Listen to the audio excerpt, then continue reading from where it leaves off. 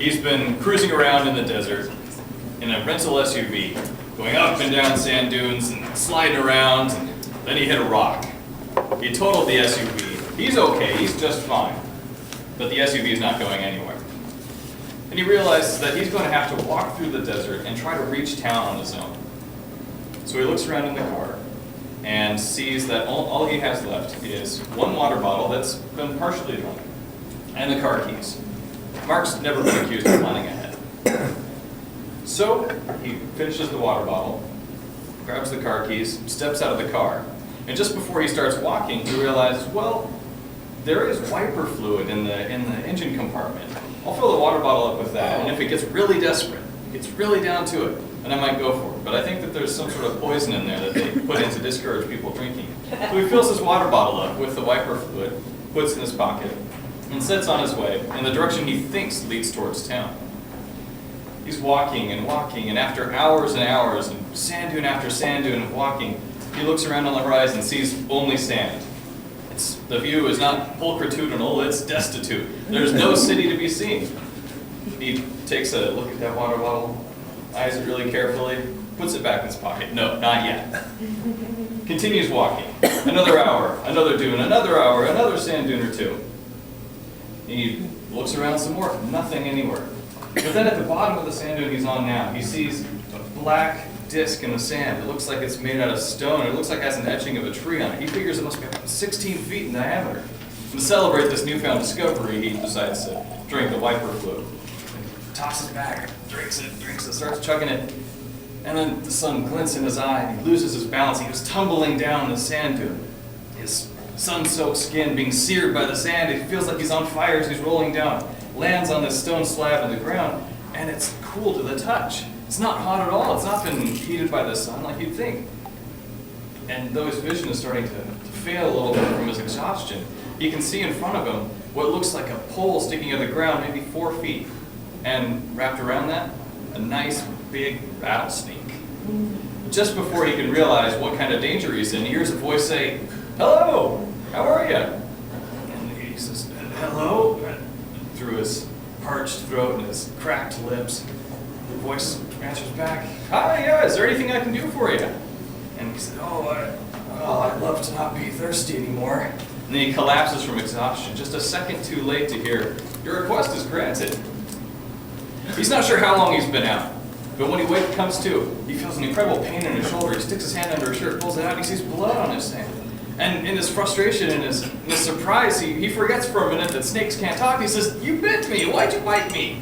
And to his surprise, the snake answers back and says, "Well, that's how the magic works. I am a snake after all.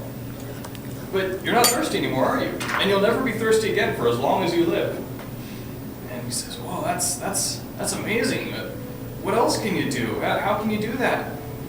The snake says, "Well, I'm not exactly sure how it works, but I know that I can bite people and grant requests to them.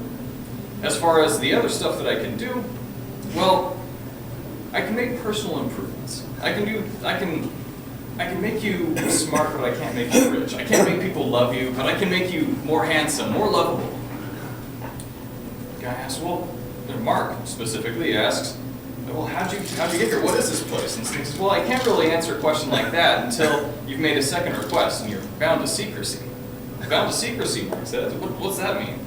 "Well, bound to secrecy means that you can't tell anybody about me or lead them in any way to discover my existence. You can't hint to anybody that I'm here. You can't accidentally let something slip. You can't do it in charades and say there's a snake in the desert. You just can't do that. You're bound to do that." And, "Well, is this the part where you say that if I tell somebody, you're going to have to kill me?" "Well, I thought that was obvious." "Well, okay, well, what kind of stuff should I request for my second request?" And Snake says, "Well, I saw you at the top of that dune and you chugged that wiper fluid, and that's probably doing a number on your insides, because I think they still put something dangerous in there so people won't drink it. So I'd recommend asking for permanent good health. It's the kind of thing that I can give you where you won't get sick, you won't be able to be poisoned. If there's a horrific accident, you might die, or eventually your body will get so old that it'll just end up falling apart. But until that point, you're going to have great health." "Oh, that sounds good. I want that. Give me that." She bite my hand, or maybe, I don't know, my elbow. Just then the snake says, "Oh, is that somebody coming up over the dune behind you, Mark?" Turns around, look, I don't see any. Oh, you bit my backside. Yeah, I find that's a lot easier. Humans seem to have a little bit of trouble letting me bite them, letting a snake come up and bite them. If you wanted me to bite your foot or your hand, you'd swat me away or kick me at the last minute. It just seems better for everybody. And Mark says, "Oh, well, you humans, have there been other people here?" "Oh yeah, lots of people have come and seen me before. I've had plenty of visitors over the years. I've been here for an awful long time. In fact, the person just before you was a woman, and she gave me the name Nathan. So you can call me Nate. I'm Nate the Snake." "Well, Nate, it's great to meet you. So, what else can you tell me, now that I'm bound to secrecy?"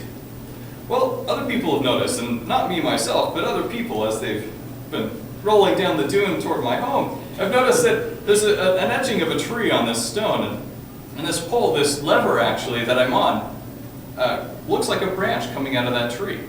So some people have guessed before that maybe this was the original Garden of Eden, and that maybe one of my ancestors was the bad guy. But I don't really know, because I've been here for a while, but not that long. I don't really know what kind of happened a long time ago like that. But this lever that I'm on, it has to do with the third request. You can make one more request, and if you do, you're going to be bound to duty. And this duty is if it ever really comes to it, if the world really needs it, you have to pull this lever." "Oh, that's it? I just have to pull that lever?" "Yeah, but it's not so simple. This lever, when you pull it, it ends humanity." Ends humanity. It's gone. Yeah, human beings wiped off the edge of the earth. So if it ever comes to the point that human beings are going to destroy the earth and ruin life for everybody else, it's your duty to come and pull this lever. "All right, I just have to pull the lever and it's all done?" "Yep, that's all it is." "Well, what would you like as your third request?" "Well, what have other people requested before?" "Well, my favorite that people have requested for their third request has been all of the wisdom in the world. It's something that it's not exactly going to let you win Trivial Pursuit, because it's not a whole bunch of random knowledge, but it's going to let you make good decisions." "Oh, okay, I'd love to have that. I suppose you want to bite my backside again, don't you?" "Yeah, that'd be best." Oh. Mark grows silent for a while as he's contemplating all of this new knowledge, and then he and Nate have discussions after that about philosophy and current events and politics and religion and all sorts of things that educated and well-filled minds can discuss. And pretty soon Mark decides it's time for him to return back to the town that he came from, trying to head back that way. And now that he knows how, he can use the sun as a compass, and he makes his way back to town. And then comes and visits Nate once a month, and then eventually twice a month, and eventually it grows to about once a year. And on one of these yearly visits, Nate says, "Well, I have a favor to ask of you, Mark." Mark says, "Oh yeah, anything, Nate." Nate says, "Hey, Jeff, come here." And a tiny little snake comes down the dune, and Nate says, "Well, Mark, this is Jeff. He's my son. And it's growing time for me to retire and go off and slither away into the desert. But before Jeff, my son, takes my place, before he's bound to stay on the stone slab for his entire tenure here, I want you to take him out and show him the world." And Mark says, "Oh, I'd love to. I would love to do that." And he says, "Okay, great. We'll just go show him the world. When you guys are done, you come back and I'll retire." So Mark takes Jeff all around the world. They go to each of the continents. They see the 7 wonders of the world. They taste a lot of food everywhere and have an excellent adventure with Jeff poking out of a backpack when it's safe to look around. So nobody gets freaked out about a little rattlesnake in a backpack. And they realize that it's time. They have to go back. They've seen a ton of the world, and Jeff has had some great experiences. And so Mark and Jeff go back to the original town, and they get another SUV, and they're driving back towards Nate's house. Or Nate's stone slab, rather. And they're going up and down the dunes, and they get up to the top of the last dune, and they can see the slab down there, and then they lose their traction. And they start sliding down the hill. And Mark can see ahead on the stone slab that Nate has unwrapped himself from the lever. And he's sitting right next to it. And Mark has also noticed, in his infinite wisdom, that he is headed straight between the two of them. That if he doesn't do something, he's going to hit both the lever and his friend. And he also knows that when he hits that stone slab, he's going to have just 1 second of traction. And so he's got to make a decision. He can either turn it to the right and kill his friend, or turn it to the left and kill humanity. In his infinite wisdom, he he channels all of the great minds of the universe and finally makes a decision. And just as he's putting that decision into action and cranking the wheel to the right, he yells it out for everyone to hear, "Better Nate than Lever!"